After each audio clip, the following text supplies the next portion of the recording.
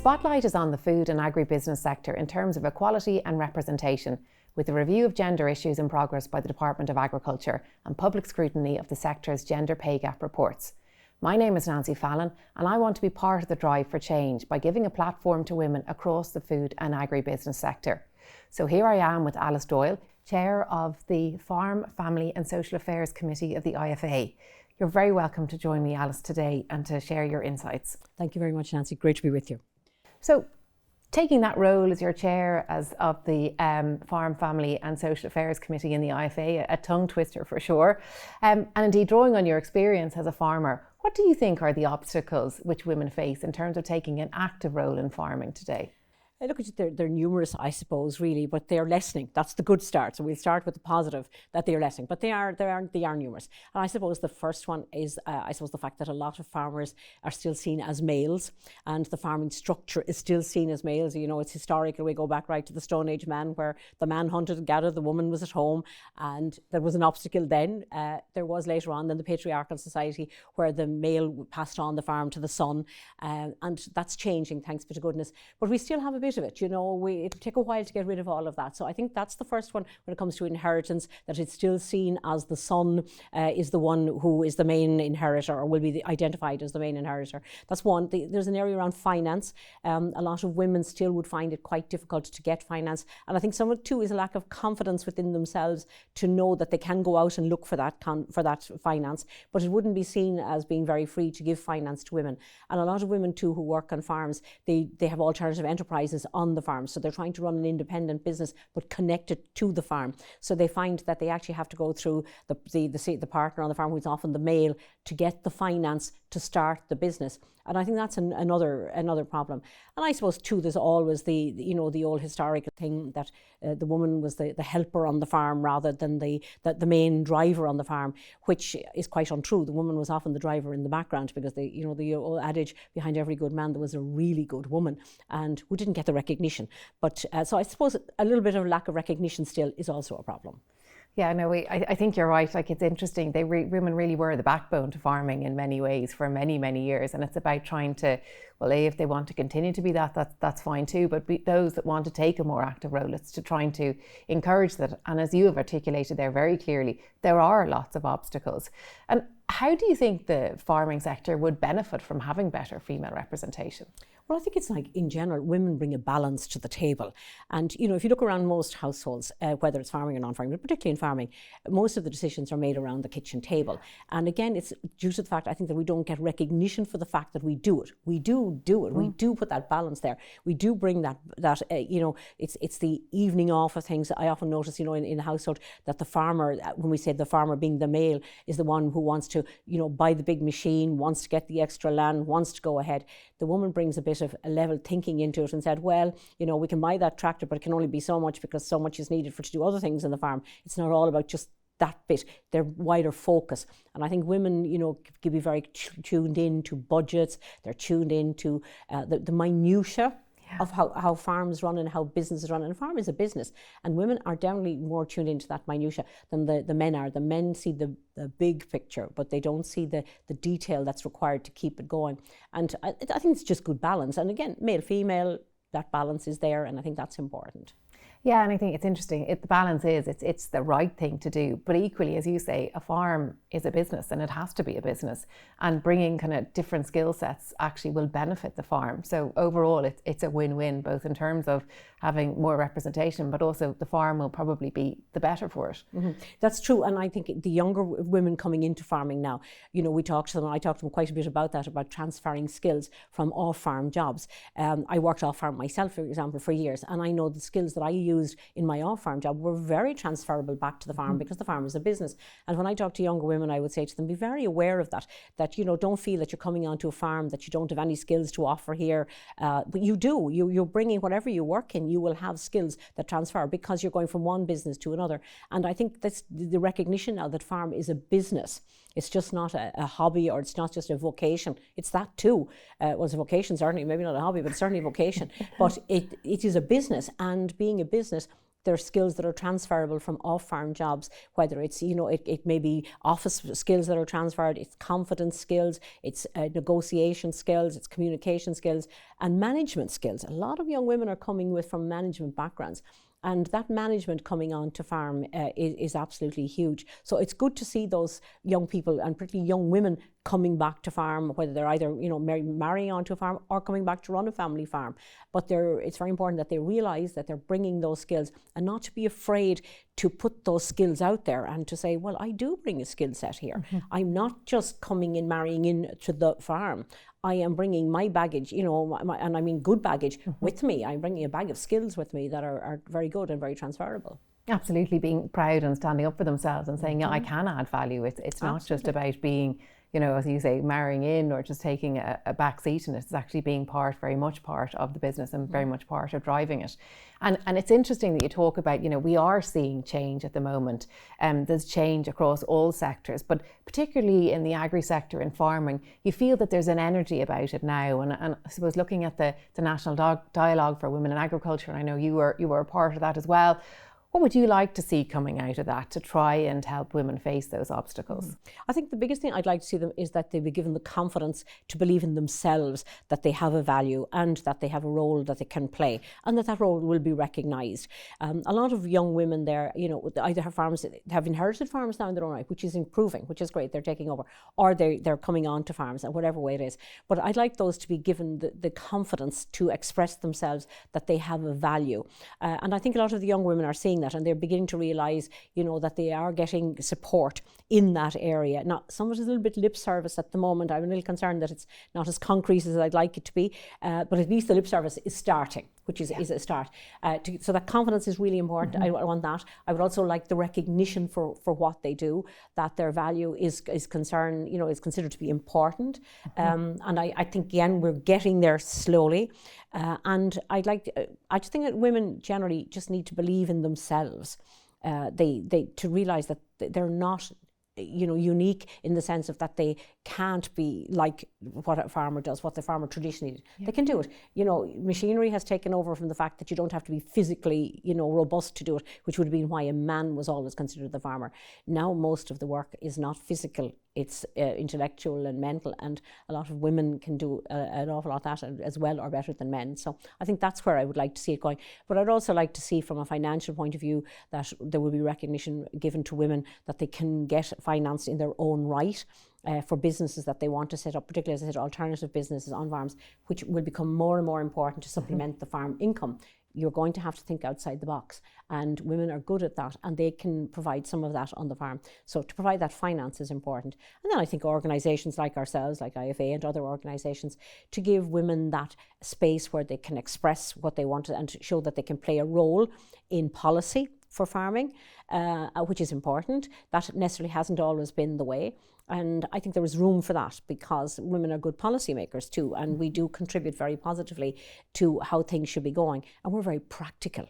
And I think that's missing greatly in agriculture at the moment. And I think women would bring that into it. Yeah, and that brings me to, I suppose, a point to just expand on a bit more broadly. But I suppose you are the first female candidate that is running for deputy president in the IFA in the history, I think 68-year history of the IFA. And I'll paraphrase something which you said recently. I'll probably say it slightly incorrectly, but you said that no matter what happens, you'll have put a crack in the ceiling in terms of allowing women to come through in the IFA and more broadly in farming. I think that's a very massive understatement. I think actually taking that step is a really important step, and I think it'll show you as a real role model for all those women that you've talked about who are looking to have confidence and to believe in their value and to have an active role on the farm and in the farming sector. But I mean, as I say, I think it's a massive step forward in terms of being a role model. But what really drove you to do it? A number of things. I suppose originally I never would have had that vision, but the more I got involved in it, and I've always been involved in farming politics, and from Macron Pharma I was at national level there, and then through IFA I've come up through the ranks, I suppose. But I do see the value for women, you see, and I do see where we bring a difference and we bring a nice, this good balance, but we bring a positivity as well, and we bring planning and we bring foresight into it.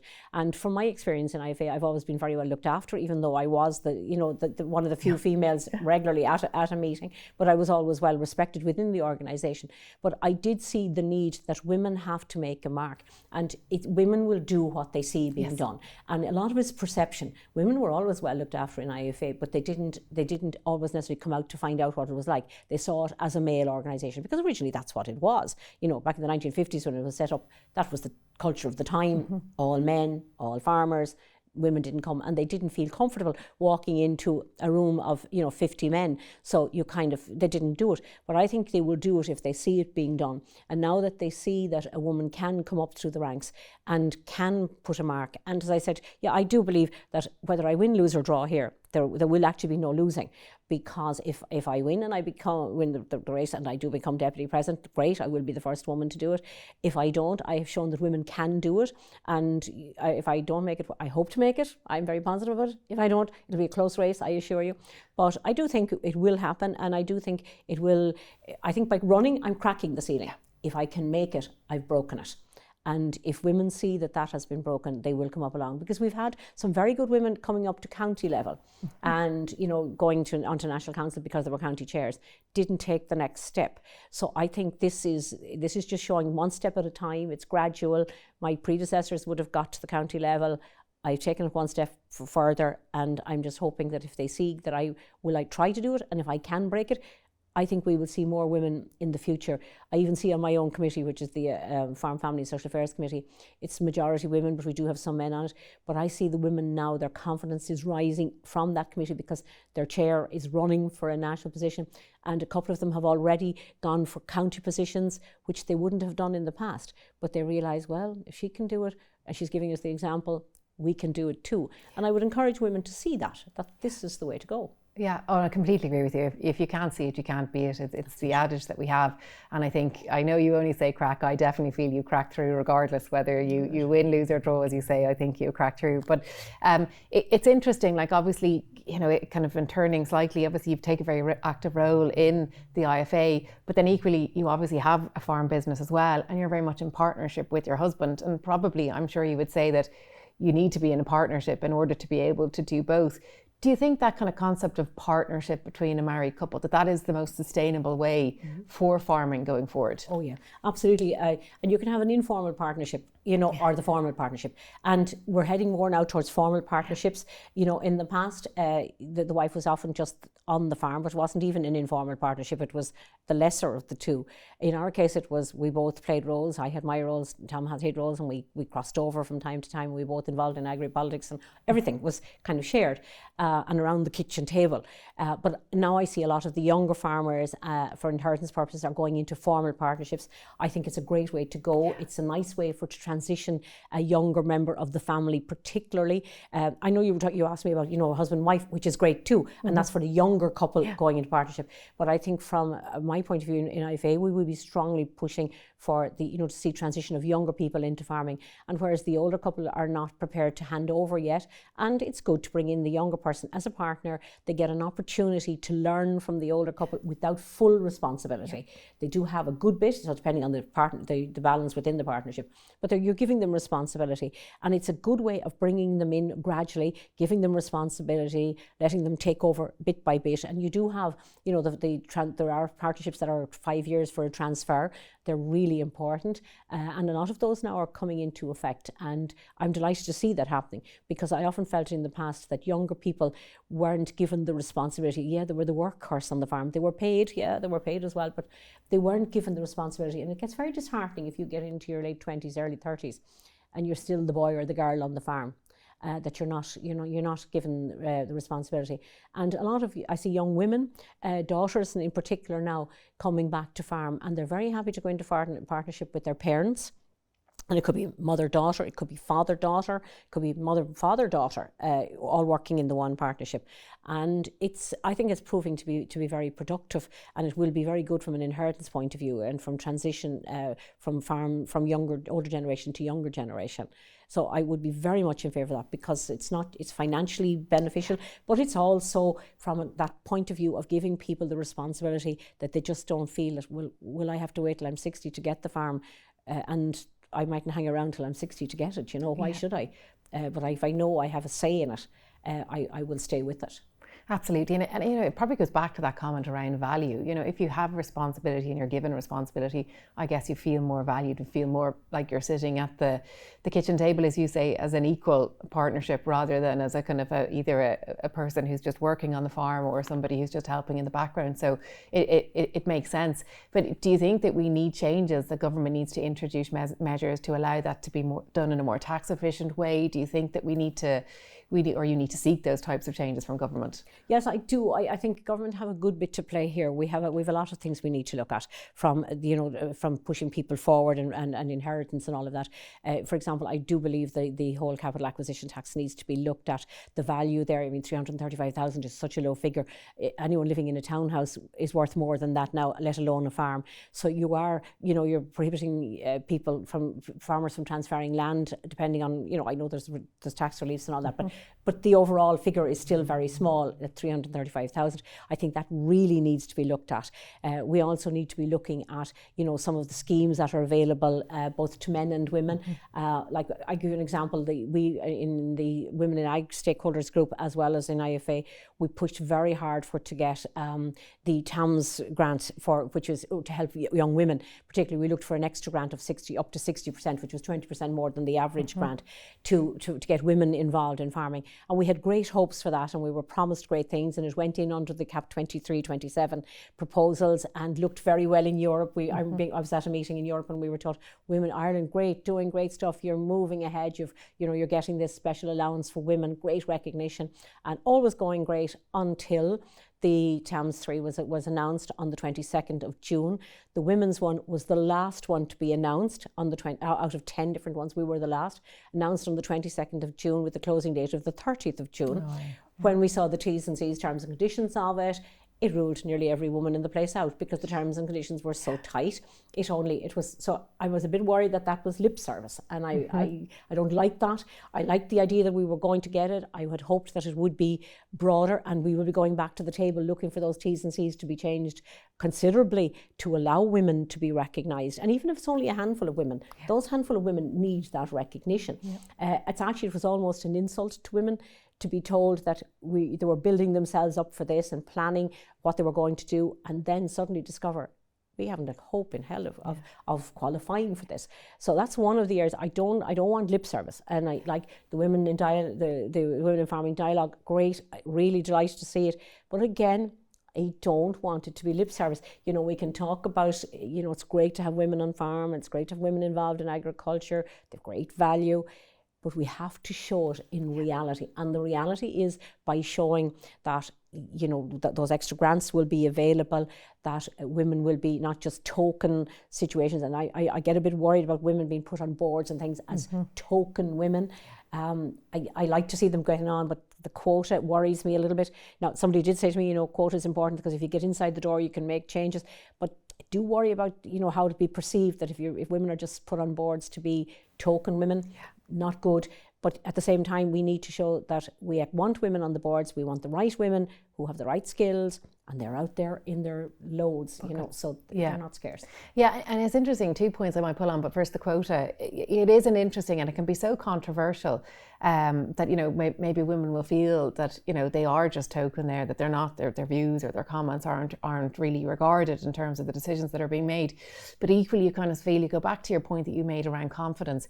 If you put somebody on the board, even if it is a token to start with, actually, if they believe in themselves and the value that they can bring, they're contributing in a way that actually their voice will definitively be heard and they will be a part of it. So I know it seems to divide opinion quotas, but I can see the merit in it. And again, but it goes back to, there's no point in just putting someone on a board. You need to put them on the board and then give them the confidence, give them the skills to allow them to actively participate in and be a strong member. And I think in some of that comes back to training women too, you know, in the skills coming up to that. And like being involved in organisations like, say, IFA and whatever, we get the skills by coming up through that. You get those kind of skills that are needed to go on a board where you advocate on behalf of your organisation or you negotiate or whatever. And that's where we need to be encouraging young women to get involved in whatever organisation it is. Preferably, of course, I'd love it to be IFA, but it doesn't have to be. It can be, you know, the women in ag, it can be the women in dairy, it can be the women discussion groups that are around the country, the Teagasc women discussion groups all around the country, in every sector.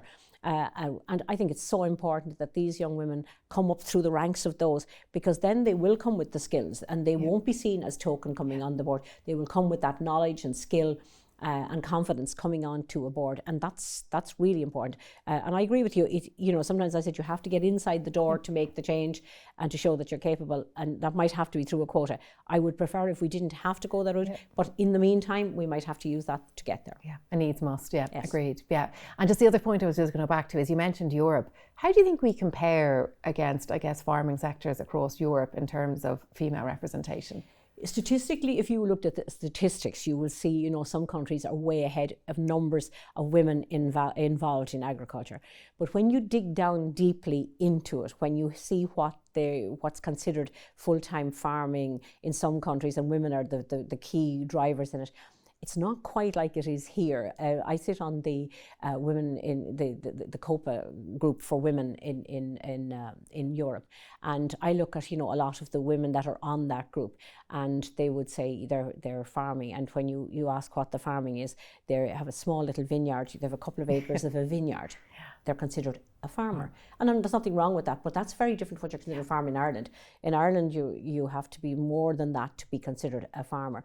And again, the supports that women have, as bad as we are here, I think in a lot of the European countries, the women don't have the same supports even that we have here.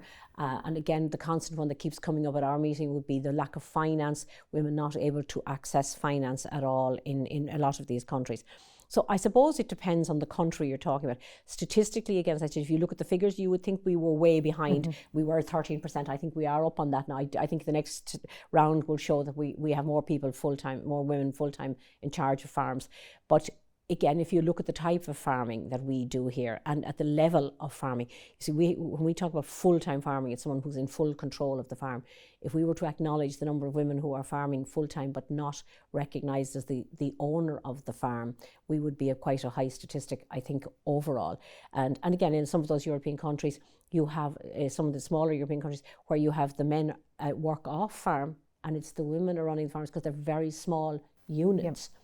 And the farm isn't really the one that's making the money. It's the person off farm who's making the money, bringing it back on, and the women are just keeping it going in a small concern at home. So I think we have to be very careful when we compare statistics, that we need to know what's behind the statistics. So as farming, as women go, I suppose overall we're probably doing as well or better than most of our European counterparts. That would be my understanding from what I can see in the group that I work in anyway. That's interesting, and in many ways it's a positive message that you would like to hear. It doesn't take away from the measures that are needed, the changes that need to be made, but actually even saying that I think is a really positive thing to hear, because there has been so much change. Because I suspect if you looked back 10, 20 years ago, that would not have been the story. So change has happened. Oh yeah, that's what really pleases me going. You know, when I look back to my mother's time, my mother never worked off farm. She worked at home with 5 brothers, where she looked after the house till she got married, and then she worked with my father. So she never had that, and she never got the recognition for all the work that she put in all over her lifetime. And when I look at, one of my sisters involved full time with her husband on her farm. I'm involved now with my husband full time on the farm and worked with him when I worked off farm as well. And when I see the different roles that we play and the recognition that we're given for what we do, it's very different. And I'm delighted to see the younger women coming up along, and that their place in society is being recognised for the value that it is, because we're multitaskers and we do huge work. Like, we run the family home, we rear the children in conjunction with our husbands, but the backbone is, we're still the backbone of what goes on. But to give us recognition for that, but also to give recognition for the fact that we contribute in, and it doesn't always have to be the physical labour. It's those other skills, as I said, that we need to be using on our farm that are equally as important and maybe more important going forward than the physical labour on the farm. Yeah. Absolutely, no, completely agree. You mentioned your mother.